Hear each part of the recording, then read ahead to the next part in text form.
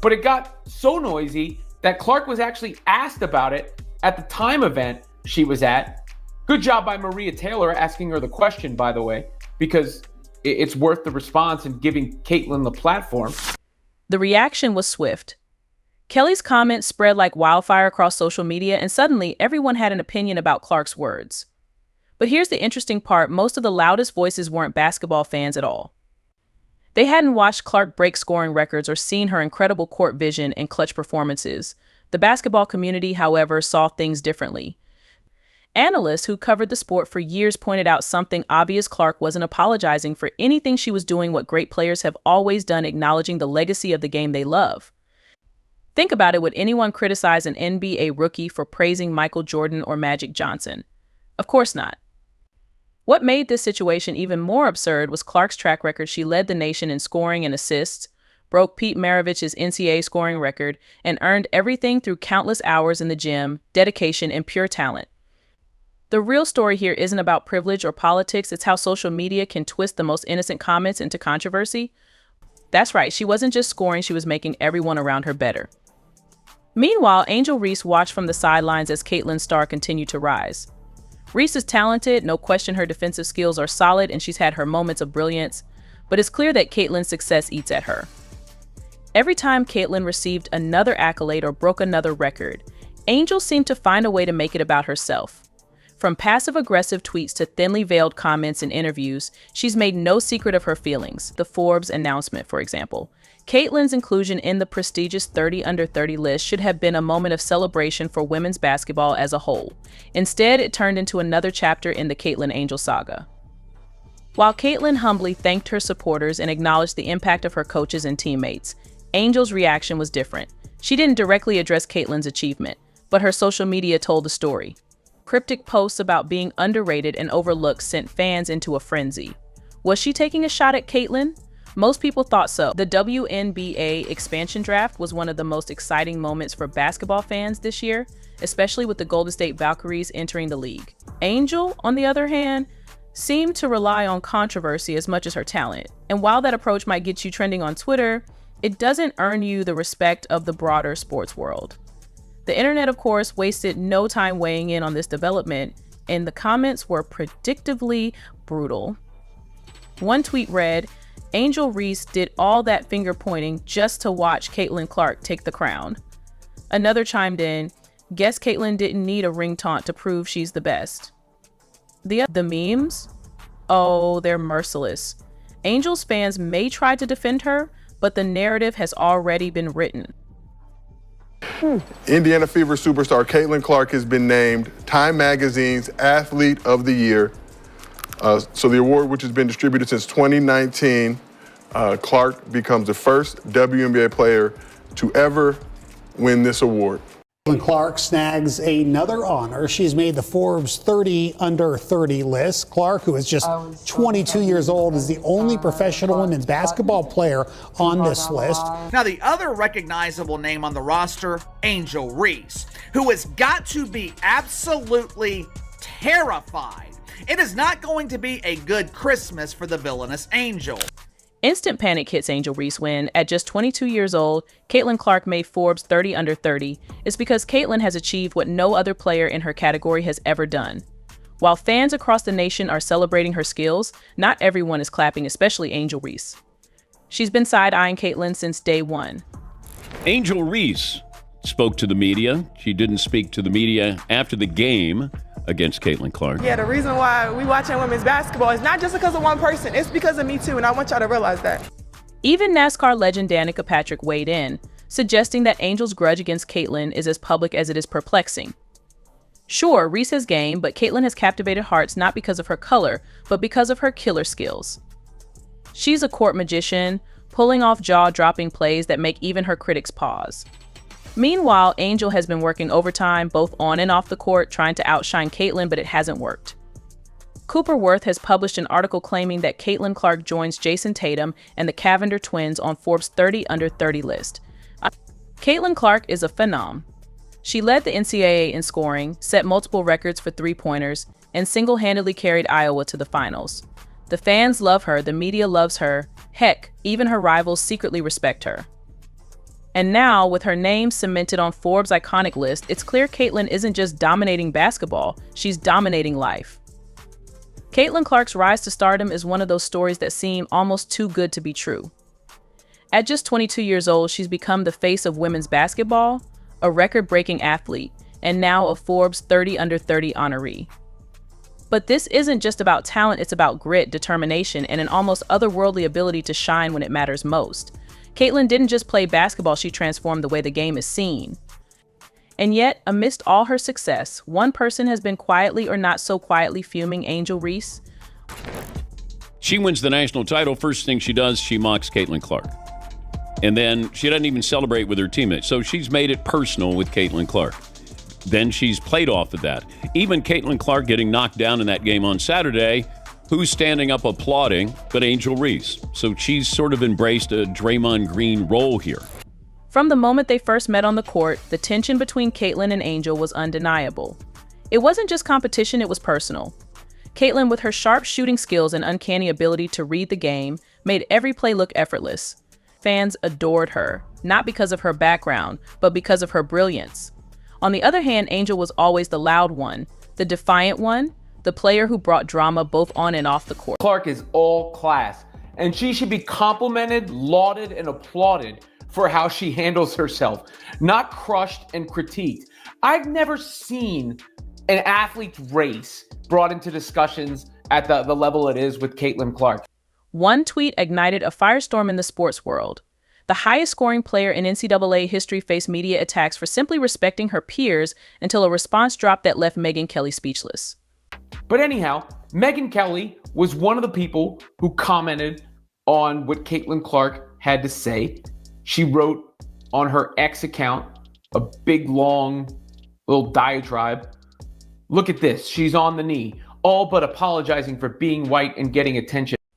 America's newest basketball icon just delivered a masterclass in handling hate, and the aftermath changed everything. This is the story they didn't want you to hear, a media firestorm that erupted over absolutely nothing. Sometimes, people create drama where there isn't any, and this is a perfect example of what happens when social media outrage collides with one of basketball's brightest young stars.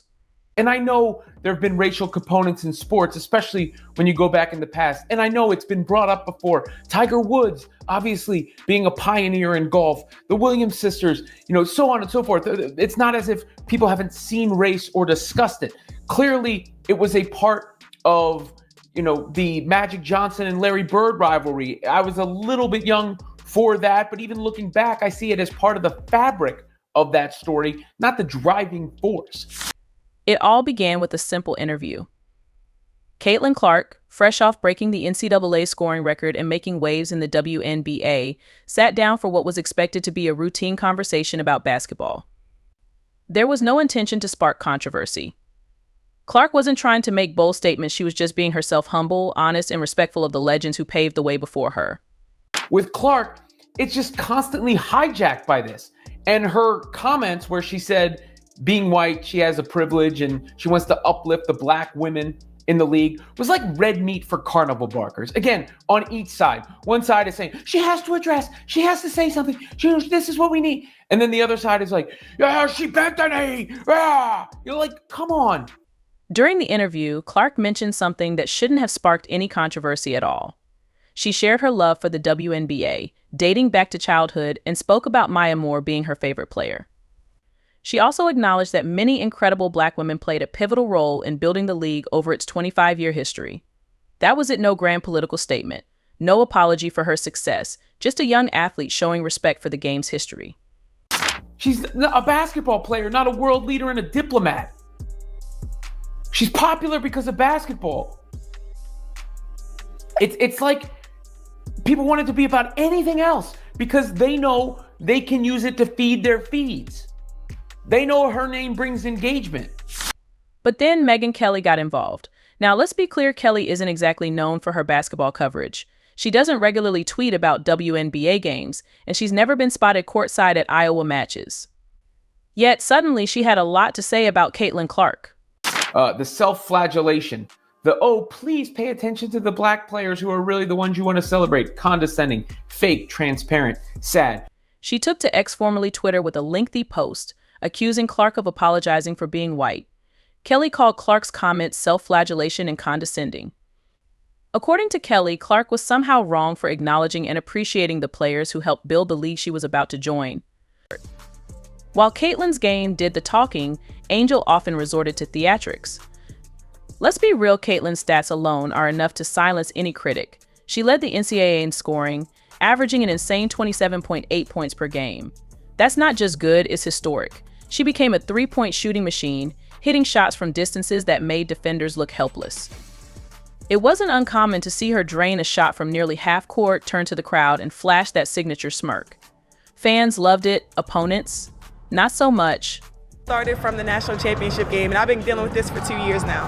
And understanding, like, yeah, negative things have probably been said about me, but honestly, I'll take that because look where women's basketball is. People are talking about women's basketball, but you never would think that we'd be talking about women's basketball. People are pulling up to games. We got celebrities coming to games, sold out arenas, like just because of one single game. And just looking at that, like, I'll take that role. I'll take the bad guy role, and I'll continue to take that on and be that for my teammates. And if I want to be that, and I know I'll go down in history, I'll look back in 20 years and be like. And then there were her assists -100.6 per game. That's right, she wasn't just scoring, she was making everyone around her better. Meanwhile, Angel Reese watched from the sidelines as Caitlyn's star continued to rise. Reese is talented, no question her defensive skills are solid, and she's had her moments of brilliance, but it's clear that Caitlyn's success eats at her. Every time Caitlyn received another accolade or broke another record, Angel seemed to find a way to make it about herself. From passive-aggressive tweets to thinly veiled comments in interviews, she's made no secret of her feelings. I'll take that because look where women's basketball is. People are talking about women's basketball, but you never would think that we'd be talking about women's basketball. People are pulling up to games. We got celebrities coming to games, sold out arenas, like just because of one single game. And just looking at that, like, I'll take that role. I'll take the bad guy role, and I'll continue to take that. Take the Forbes announcement, for example. Caitlyn's inclusion in the prestigious 30 under 30 list should have been a moment of celebration for women's basketball as a whole. Instead, it turned into another chapter in the Caitlyn Angel saga. While Caitlyn humbly thanked her supporters and acknowledged the impact of her coaches and teammates, Angel's reaction was different. She didn't directly address Caitlyn's achievement, but her social media told the story. Cryptic posts about being underrated and overlooked sent fans into a frenzy. Was she taking a shot at Caitlyn? Most people thought so. Caitlyn Clark's last WNBA playoff game had over 2.6 million viewers, and now we are seeing the ratings dip under 1 million viewers. A lot to be proud of, and it all happened so fast, like it's hard to appreciate in the moment. That is Iowa native and Indiana Fever star, and now Time's 2024 Athlete of the Year, Caitlyn Clark, looking back at a whirlwind year. The WNBA expansion draft was one of the most exciting moments for basketball fans this year, especially with the Golden State Valkyries entering the league. So, Caitlyn Clark and Christy Sides. Christy Sides, the first WNBA coach that Caitlyn Clark played for, and surprisingly, even though in her recent Time article she was very positive around WNBA coaches in general. She was very positive around how good the quality of coaching was in the WNBA, but she took a not so subtle jab at Caitlyn Clark, at Christy Sides today. Time magazine recognizes the monster impact Clark had on basketball, saying good luck naming another athlete who altered the trajectory of their entire team sport within 5 months on the job. She's also a leader on and off the court, often taking over games in crucial moments. Any team would be lucky to have her, so it seems.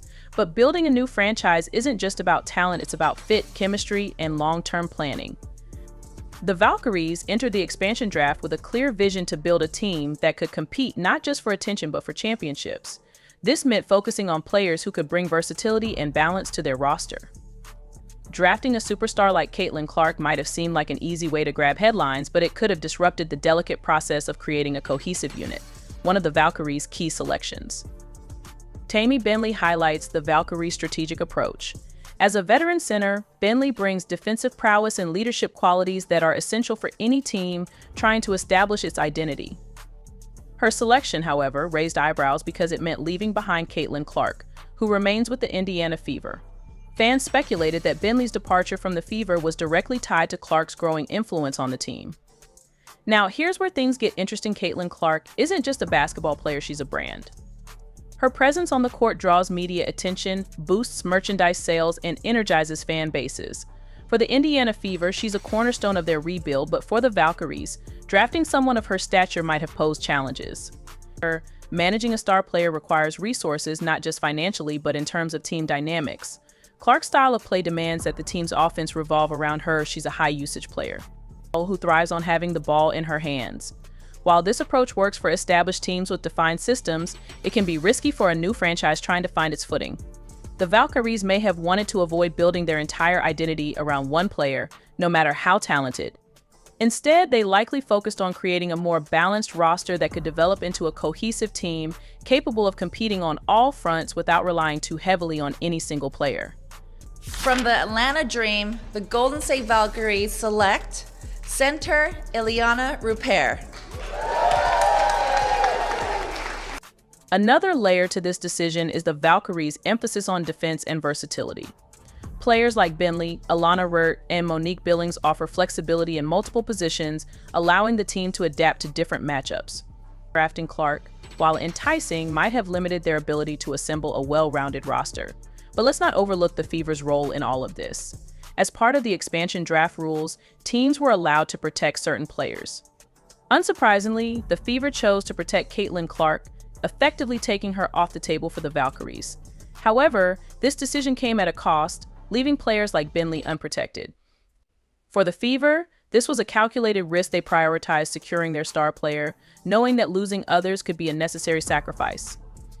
While accepting the potential loss of valuable role players, the decision to protect Clark also reflects her importance to the Fever's future. She's not just a player, she's a franchise centerpiece. Losing her would have been catastrophic for their rebuilding efforts. Still, some fans argue that the Fever's decision to leave Bentley unprotected was a mistake.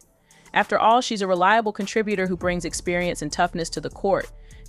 For the Valkyries, the draft was an opportunity to make a statement not just to the league, but to their future fans.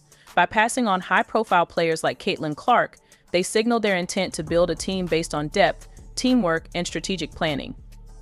This approach may not generate immediate buzz, but it sets the foundation for sustainable success. Of course, not everyone agrees with this strategy. Some critics believe the Valkyries missed an opportunity to draft a generational talent. Caitlin Clark's ability to draw fans and elevate her teammates makes her a rare commodity in the WNBA.